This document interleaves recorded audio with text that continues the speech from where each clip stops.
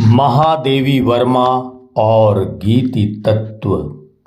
छायावाद के कवि चतुष्टय की चौथी कवयित्री महादेवी वर्मा के काव्य में निराशावाद, पीड़ावाद, दुखवाद का स्वर अपने तीव्रतम रूप में उपस्थित हुआ है।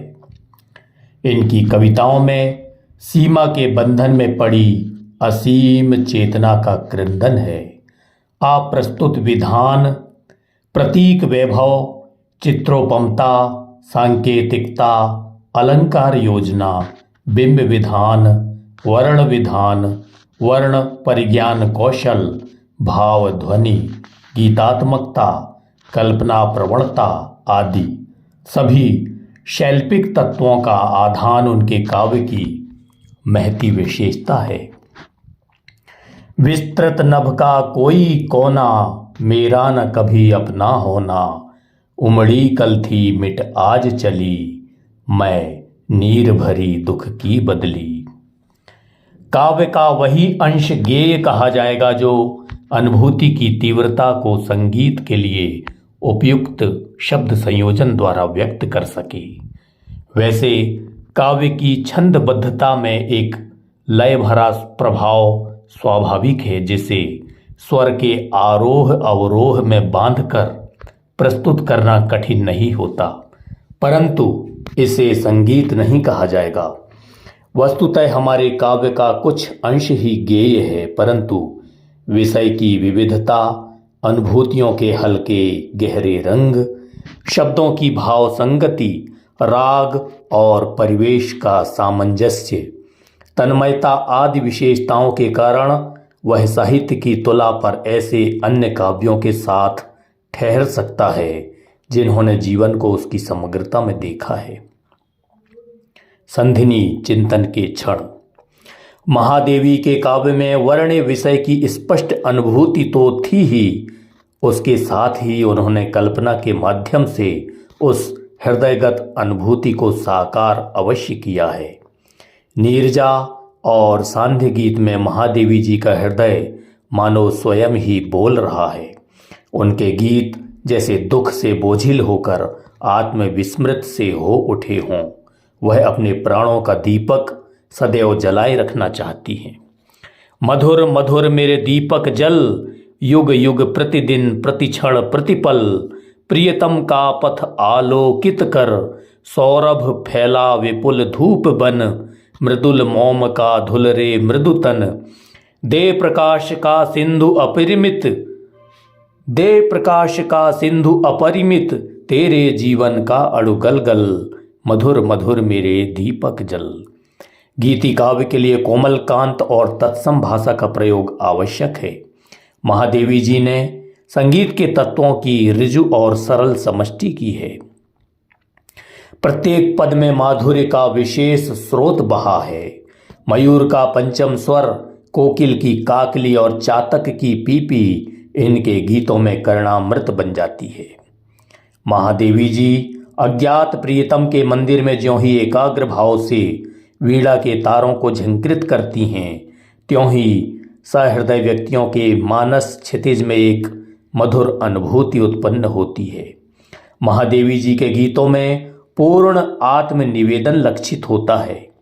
यामा की भूमिका में महादेवी जी लिखती हैं, मेरे गीतों में आत्मनिवेदन मात्र है, उनके विषय में कुछ कह सकना मेरे लिए असंभव है। इन्हें मैं अपनी अकिंचन भेंट के अतिरिक्त कुछ नहीं मानती। महादेवी जी स्वयं रागिनी की प्रतिकृति बनकर सम्मुख परिलक्षित होती हैं। बीन भी हूँ मैं तुम्हारी, रागिनी भी हूँ, नींद थी मेरी अचल निस्पंद कड़कड़ में, प्रथम जागृति थी जगत के प्रथम स्पंदन में। प्रलय में मेरा पता पद चिन्ह जीवन में, शाप हूँ जो बन गया वरदान बंधन में, कूल भी हूँ कूलहीन, प्रवाहिनी भी हूँ, बीन भी हूँ मैं तुम्हारी, रागिनी भी हूँ। महादेवी जी के गीतों में संगीत का विशिष्ट आरोह अवरोह और स्वर ताल का समवेत आयोजन मिलता है। दीपशिखा की भूमिका में कवियत्री ने कहा है, शैशव से ही मैं गीतों के संस्कार में पली हूँ। माँ की भाव भरी गीतांजलियाँ, घर में जन्म, विवाह आदि शुभ अवसरों पर गाई जाने वाली गीत कथाएं, परिचारकों के ऋतु पर्व आदि से संबंध रखने वाले लोकगीत, कलाविदों का ध्वनि संगीत, प्राचीन ज्ञान और सौंदर्य दृष्टाओं के वेद छंद, माधुर्य भरे संस्कृत और प्राकृत पद और पिछले अनेक वर्षों में सुने सहज ग्राम गीत सभी के प्रति मेरा स्वाभाविक आकर्षण रहा है। इस गीत परंपरा के संबंध में कभी विस्तार से कहने की इच्छा है। इस समय तो इतना ही पर्याप्त है कि मेरे गीत आध्यात्म के अमूर्त आकाश के नीचे लोकगीतों की धरती पर पले हैं। प्रस्तुत पंक्तियों में महादेवी जी ने अपनी सफल लयात्मकता के उत्स के विषय में विचार संकेत दिए हैं। डॉक्टर शांति स्वरूप गुप्त का कथन है, महादेवी ने अपने गीतों को आधिकारिक गेय बनाया है। गेयता के लिए प्रायः कवि दो साधनों का आश्रय लेता है, स्वर का संगीत तथा शब्द योजना का संगीत। महादेवी के काव्य में इन दोनों का आश्रय लिया गया है। दीप शिखा की कविताओं में स्वर का संगीत भी है और शब्द योजना का भी। उन्होंने लय और ताल के समवेत संयोजन पर उपयुक्त ध्यान दिया है। गति, नियम, यति, बंधन और तुक पालन का सर्वत्र ध्यान रखा है। उनके गीतों की लय बिल्कुल सरल है, आरोह अवरोह का कहीं व्यवधान नहीं है। अधिकतर लय भावानुकूल हैं। दीपशिखा में लय और धुन की विचित्रता और भी बढ़ गई है। ओ चिरनीरव मिट चली घटा अधीर, सपने जगाती आ, तेरी छाया में अमिट रंग, मैं चिर पथिक वेदना का लिए न्यास आदि गीत इस वैचित्र्य के साक्षी हैं। इन गीतों में ध्वन्यात्मकता नीरजा के गीतों से भी अधिक है। शब्दों की लयपूर्ण योजना, जैसे रही लय रूप छलकाती, चली सुधि रंग ढुलकाती, और कोमलकांत पद विन्यास जैसे यह मंदिर का दीप इसे नीरव जलने दो, ने उनके गीतों को बड़ा मधुर बना दिया है। उन्होंने कुशल स्वर्णकार के समान प्रत्येक शब्द को ध्वनि, वर्ण और अर्थ की दृष्टि से नाप तौल और काट छांट कर कुछ नए गढ़कर अपनी सूक्ष्म भावनाओं को कोमलतम कलेवर दिया है। महादेवी छायावाद की सृष्टि हैं, इसलिए उनके काव्य में छायावादी कविता के शिल्प विधान का पूर्ण सफल रूप दृष्टव्य है। अभिव्यक्ति की वक्रता, लाक्षणिक मूर्तिमत्ता, स्थूल के स्थान पर सूक्ष्म उपमानों का ग्रहण, कोमलकांत पदावली, कल्पना का वैभव, चित्रमयता, ध्वन्यात्मकता, प्रतीक विधान, बिंब योजना आदि कला तत्वों का उनकी कविता में पूर्ण अभिनिवेश है। महादेवी की शिल्प प्रतिभा अनुपम है। उनका कलाकार कला के प्रति सर्वदा सचेष्ट रहा है। यही कारण है कि गीति काव्य के अनुरूप शब्द विधान उनकी कविता की विशेषता बन गया है।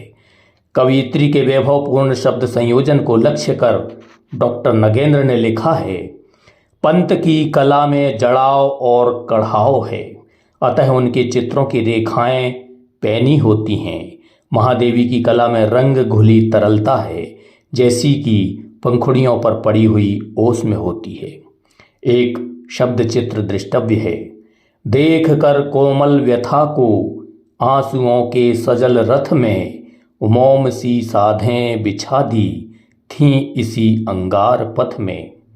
कुमारजन स्वामी ने अपने प्रबंध काव्य महादेवी वर्मा का काव्य में महादेवी की कोमलकांत पदावली के संबंध में अपना दृष्टिकोण इस प्रकार प्रस्तुत किया है।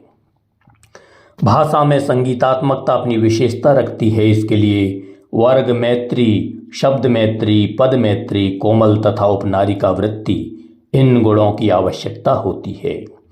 महादेवी जी के शब्द प्रयोग में टा वर्ग के वर्णों तथा कठोर वर्णों का बहुधा अभाव मिलता है। पा वर्ग तथा ता वर्ग के वर्ण मा, रा, ला, ड़ा, ना तथा अनुस्वार युक्त वर्णों का प्रयोग बहुलता से मिलता है। आचार्य शुक्ल ने महादेवी की गीति कला को लक्ष्य कर कहा है, गीत लिखने में जैसी सफलता महादेवी जी को हुई वैसी किसी और को नहीं। ना तो भाषा का ऐसा स्निग्ध और प्रांजल प्रवाह और कहीं मिलता है, ना हृदय की ऐसी भावभंगिमा। गीतक त्रफल की दृष्टि से महादेवी को प्रसाद और निराला के बीच की श्रृंखला कहा जाता है। प्रसाद के गीतों में भाव प्रवणता और निराला के गीतों में चिंतन अधिक है, परंतु महादेवी जी के गीतों में दोनों का समावेश है। निराला के गीत स्वर ताल की शास्त्रीय मर्यादा के साथ चलते हैं और साथ ही दृश्यों की श्रृंखला में भी जकड़े हुए रहते हैं। प्रसाद और महादेवी के गीतों में संगीत शास्त्र का कोई बंधन नहीं। निराला के शब्दों में ह्रस्व दीर्घ के विकार कम पाए जाते हैं, परंतु प्रसाद में वे अधिक हैं। उधर महादेवी जी के गीतों में इस प्रकार के वियोग प्रसाद से कम और निराला के गीतों से अधिक हैं। इस प्रकार कहा जा सकता है कि महादेवी जी के गीतों की सबसे बड़ी विशेषता उनकी अनमोल सांचों में गढ़ी भाषा है। भाषा की दृष्टि से महादेवी जी किसी भी कवि से पीछे नहीं हैं। उनकी भाषा रूपी निर्झरणी का कलकल निनाद अद्वितीय है। शब्दों की शिल्पकला महादेवी जी की अपनी विशेषता है। कहीं कहीं जहाँ महादेवी जी ने लोकगीतों की रचना की है, वहाँ भाषा कुछ ग्राम्यत्व दोष लिए हुए है। इनके कई गीत उर्दू शैली के रूपांतर भी हैं। इनके गीत छंद, लय, संगीत, ध्वनि, ताल आदि के विचार से छायावादी युग के अन्यतम गीत हैं। सुनने हेतु शुक्रिया, धन्यवाद। वाचन नैनपुर, जिला मंडला, मध्य प्रदेश, भारत से डॉक्टर राजेश कुमार ठाकुर।